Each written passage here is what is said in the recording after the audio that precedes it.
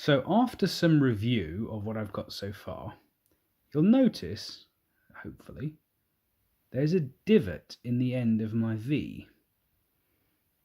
And that is something I was reminded by when I checked Track, how it works and how to model it.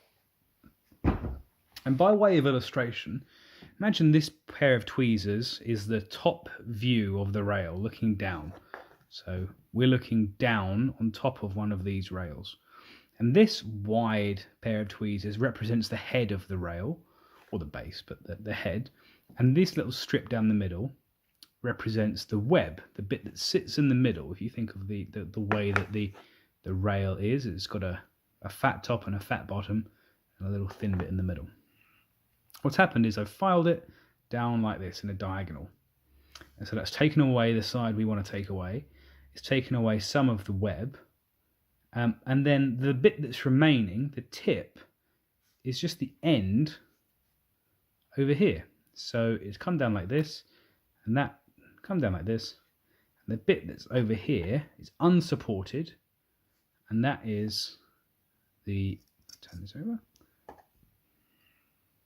That is what you can see, hopefully, in this weird U shape. So the solution, actually, is fairly simple. Just put this piece of rail back. What we do is we file a small section and then we bend the web like that.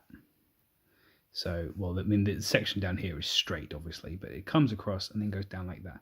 And then we can file this section down, and then what that means is the web is pointing to the tip rather than pointing straight. And that means we have support all the way, and ideally the end of the V will just be a perfect vertical face because the web will be in the corner. So I am going to take these apart.